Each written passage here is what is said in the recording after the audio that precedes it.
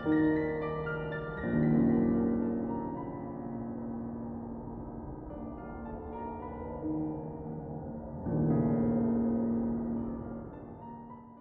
can see we're at Rolling Hills Asylum, Yeah. where Jay is putting the finishing touch to your movie Through the Glass. That is correct. And what amazing place to Yeah, to do I it. couldn't be happier with the location. It's just, when you're making a movie, there's three main factors. You have actors, which are important, you have the crew, which is important, and then location. And this place is a character in itself, so it almost becomes a character in the film as well, which is just adds so much, value to the final picture, which is great. Exactly, and we even had some previous stuff happening Oh, yeah. this afternoon. Tell me more about it. Yeah, there was a moment where we have a video village set up where I have 3 monitors so I can watch all the different cameras. And no one's done anything. They've been set up. I think we even left them from yesterday overnight, and they're sitting there. And the first shot of the day, I turn on the monitor, and the image is upside down. I was like, all right, that's weird. And I realized the actual whole monitor, and somehow, I don't know, ended up being flipped completely physically upside down and screwed onto the stand. And I asked around, and no one says that they did it.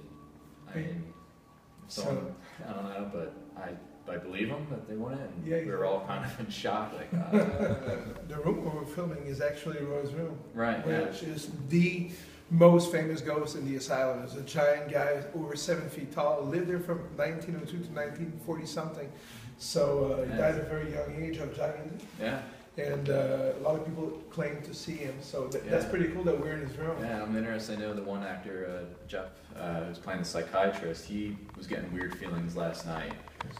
So he might relate to any of the spirits here that are ex-patients. They might see him being the psychiatrist, and they might be drawn to him, because like they were in their regular life, drawn to the doctor for help, you know what I mean? So it's interesting to kind of see, and I hope I don't want anything to happen to anybody, but I'm kind of curious to follow up in like a week or so to kind of see what happens, with everybody that's here. We've already had experiences even on the first day walking in during our location scout. We walked around the building, we heard voices and, footsteps, people walking around, and we were the only ones here. That's incredible because Ghost Adventure Crew were here in the first season, which is like 8-9 years ago. Mm-hmm. So maybe that'd be a great place for you guys to come back and do follow-up. Yeah, it's a really cool. Unfortunately, I wasn't on that. During the first or second season, whenever that was, but I wasn't with them then. But I did get to come here during Paranormal Challenge, and I worked here then. So that was my first time coming to Rolling Hills, and fell in love with it. It's an amazing place, and then looking for places and. Rolling Hills is the main location for all the psychiatrist stuff, and I will actually do some pickups at Penhurst as well, which is another amazing abandoned, I think it was a state school mental hospital, so I'm excited to get there too. So to be able to go shoot in 2 different iconic, abandoned mental hospitals in the same week it's a dream. It's a dream, awesome. And it's a dream that started 2 years ago already. We originally started filming this film 2 years ago. It originally started as a short film. We shot it entirely at my house in the Pocono Mountains in Pennsylvania, and it was great. We did a great thing, but it was a short film, and I was like, I wanted a little more out of it. I loved it. I thought everyone did great. Myself personally, I wanted more. I wanted to see more of it. So I reworked the script, and it took 2 years to kind of rework it, replan it, re-put things together, and I expanded it into and came up with the scenes for this with the with the psychiatrist and Nicole, who's the character who actually escapes from the first short. She survives basically, and she goes on and she's telling this story in the psychiatrist's office. So it's amazing. And to me, first of all, seeing Ashley perform and nailing scene after scene after scene, I'm totally blown away. I couldn't ask for better actors. Ashley and Jeff they're nailing it. Oh my God. They're really amazing. One take really, and then I get 2 just to have 2, but really, I mean, they're right on. Just to make sure that the camera, there's nothing happening. Because sometimes you do miss things in the moment. Even you have 3 cameras and you're looking all over, and you're watching, you're listening. It sounds good, it looks good. But sometimes things slip by. But luckily, I have a good crew that also backs me up and watches my back to make sure if I miss anything, they'll speak up, let me know. And so it's a collaboration.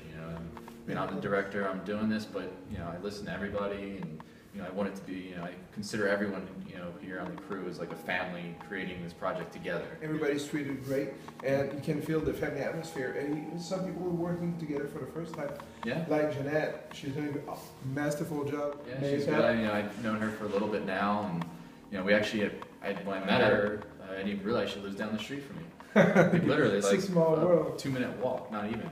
And you know, and she was telling me how she likes makeup and wants to do makeup and all this, and this, you know, I needed a makeup artist. So you know, I'm always about helping people out, like bring them out if they're passionate enough to do it. Like, and I have a project and I need someone to do it. I'm willing to take the chance and bring people out, like you guys. You The know, best like, example, Steve. Yeah, he's great at it. yeah, And, you Steve know, ended up operating, you know, some shots. It's- You know, and some of the more. What was that? The ceiling is. I just saw it. Like, I was, Yeah, me too. That's incredible. yeah, but Steve, some of the hardest shots too, those follow shots. You know, Yeah. it's some of the harder stuff to get, really, technically. I really Steve today enjoyed was- it though. Yeah, great. Tell me that it's going to help us in the future, even for us when we do the movies and the Yeah, documentary. I hope you guys have a good experience out here. And Oh, yeah. besides helping out, you know, I hope you could take away something as a good experience, Oh my learning goodness. stuff, making friends. You know. And you know, for you, it's kind of different from when you're shooting Ghost Adventures because but at the same time, not that different. I mean, there's similarities. I mean, but I mean, a film, Ghost Adventures, it's very raw. It's run and gun. We call it a documentary style. So we're on the move all the time. And there, Few days there's no script. There's no planning. You know, there's nothing. Like, it really is what we do is what we're doing, and what we're showing you is what is really happening. There's no manipulation. There's no preset stuff. It's just we go with it. You know, but with a film, I mean, like I said, it's been 2 years prepping and putting this together to make a few days happen. So there is a difference, but at the same time, there still is, the technical aspect of it, making sure the cameras look right and the sound's good. Film works nice because you're in one spot, so you can actually take time to really focus on it. The other style, run and gun, it's like you have to do that on the fly, and it's tough, but I love it too, and I love both. It's kind of being out in the field. I love the hurriness and just make it happen. As quickly and as good as you can. And then I do that for a while, and then I'm like, I want to get on a set where you can actually really fine tune things. So I love both worlds, and I'm very happy to be involved in both, to be able to have the opportunities to do both. Exactly. Just two episodes that I want to touch about. The one, Island of the Dolls, that really creeped me out. I love dolls. Me too. But all of us, actually. Tell me more about the process. First of all, to be able to access this place. It's not an open. Oh no, investigation. It's in the middle of nowhere. It's outside Mexico City, but there's a whole canal system, and you have to take a boat. It's about a half-hour boat ride, and it's all through just these canals and these little islands all over, just farms and what do you call it, like huts basically, and there's just nothing really out there. You're out in the middle of nowhere, so it's just amazing experience getting through all that. And you get to the island, the lockdown night when we got to the island, we literally sat there, I don't know, probably a good 20, 30 minutes, kind of like, all right, let's go. Just rolling up on it, you feel the energy. Yeah. First of all, you got there at night time. Yeah. You didn't get there a little bit before dark. Right. No, It was night, yeah. It was night. Yeah, we started leaving the dock and it was going down, but loading the gear in the one boat, and then we had to, we're like, all right, we got to get going, and it was completely dark, and to pull up there and just feel that, like I said, we sat there. The minute you heard the noise and everything, and then as you were walking through, maybe 15 feet later, you turn around and there was that fire. Yeah, we were right there. We turn around, we start walking. We're just, we weren't really even full investigation mode at that time. We just were walking on, just initial kind of walk on, just walk around, feel it out, wait for the rest of the gear. We were still shooting on our regular cameras. Exactly. Still have Zach still had his headlight. Yeah. So we were waiting for Billy to show up with all the equipment, and we were just walking around and checking it out. We heard that noise, which drew us over to that, lack of a better word, kitchen area or whatever you want to call it, with a fire, and there's some pots and pans and things.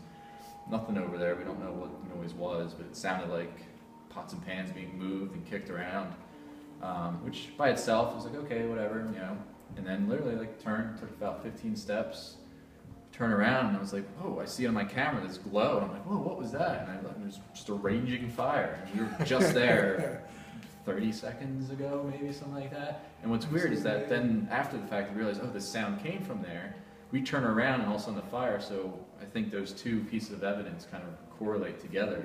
You know, it was a creepy place, and then later with the doll who starts laughing. Yeah, like, yeah. You know, And we you, all. you really try to debunk it. Yeah, we were, you know, he was hitting all the dolls. You know, we move in front of them, shake them, all kinds of stuff. You know, and it was, you know. And then you told me that you found the one that made a sound, but there was no way. Yeah, we think so. There's no, you know, there's a couple wires, but they're so frail, and like those things are ancient. You can even see like how they're almost rotting almost. So I mean, there's no possible way that could just randomly go off on its own. Some force of energy, some, you know, we believe a spirit energy had to have gone into that doll to actually be able to create those sounds. And you know, I recognize the doll from Destination Truth with Josh, the doll that opened its eyes, and I could see it like 4 years later, and it's all run and everything. So yeah, right, yeah. The dolls are. I mean, they're all exposed to the environment out there, so they're all. And bringing that creepy doll that you brought. Yeah, that Harold doll, that didn't help. Annabelle, take it, you know. Which actually, if you look online, there's been some weird things happening with Harold since he came back. The guy that owns him actually posted some stuff on YouTube that I just recently saw about, you know, and he actually talks to the Harold the doll about his experience on the island of the dolls. Because the only thing that was disappointing a little bit is that when we find, it should have been a two-parter, like we said before, the other podcast. Yeah, I mean, there's so much time, you know, they're very limited, you know, to be able to get it all in. And you could see turmoil, something happening on the doll, but I mean, did something happen with the doll when you took it out and you put it in the no, well, the thing was when he first started taking it out, that's when the other doll left. So it was almost as if his energy came out and maybe went into the other doll, or the other doll suddenly came to life when it saw the other doll, you know, maybe two spirits, or his spirit went into it. You know, we don't know officially, but, you know, I think probably definitely had something to do with it. And then there was the weird thermal. You know, we just sat on there for a while, and then like all around him starts heating up, you know, and it was just like, that's shouldn't happen. Like, exactly. You know, inanimate objects just don't randomly start heating up. You know, especially, it was, you know, it was cool that night. It was, you know, it was Mexico, but, you know, it's near Mexico City, which is really high elevation, so it's not, you know, desert Mexico. So and the fact that you brought the man that spoke in Spanish, you recognized the voice of his friend that passed he away. recognized it, and that was actually a pretty emotional moment too, like just that experience of that, and you know, you could feel his passion and his emotion, like he communicated with his friend that passed away, and it was beautiful. You know, at the end he hugged us all, and it was like it was such a nice closure to the evening. You know, I would say that, you know, that was amazing. And another great investigation that I really love was the Benite Ghost Town that you did last year. And that was one of the first times that really saw you investigate, you know, with the crew. And you did a few experiments. You know, we had the old crank or telephone at first. That's as soon as we exactly started doing that, it just, you could feel the energy that thing put off. So it was almost like a what do you call it? Like an EM pump. You know, like the theory of an EM pump, that you emit the energy into the environment to help spirits be able to manifest, to use that energy. And I think it worked. I mean, we were cranking, you could feel, you know, the energy, and then, you know, on the camera, you know, you just see so many light anomalies and orbs start flying around. You know, and then we had the old tube radio, which is nice because it's a more analog system than digital. And I mean, I'm a personal fan of analog music. I have a vinyl record collection that I listen to all the time, and you know, so we wanted to try something, you know, like old school audio. That's basically like a spirit box, but like an old school version of a spirit box. Old school, beach music. Yeah, and then we got some cool voices coming through that. Yeah, the minute you started cranking it, I don't remember, but there was a woman's voice coming through, and I was like, oh my god. You know, debunk it now. Exactly. All the debunkers out there, you know, try to debunk it. In the middle of nowhere, Montana. There's nothing around. There is, and you were also able to go to Ireland, which to me is like my dream. Absolutely, Ireland was amazing. You know, it was just, you know, my parents were from England, so I got to go over. You know, as a child, I visited Ireland, and a lot of times in England and the Isle of Man, and just that whole area of the world is just it's its own magical place. You know, and you can just feel it in the air. It is, and the journey is still, you know, it's gonna be going for years and years and years. Yeah, we have many more to come, and you know, there's so many more spots out there, and we're not stopping anytime soon. No, Canada, Quebec. Yeah, hopefully we'll get up to Canada sometime soon. That'd be incredible. Maybe after the winter. But yeah, after the winter. Yeah, crazy winter. But it's a very honored to honestly want to say thanks for thank you guys. asking us to be. Yeah, it's been a pleasure, man, absolutely. It's been great.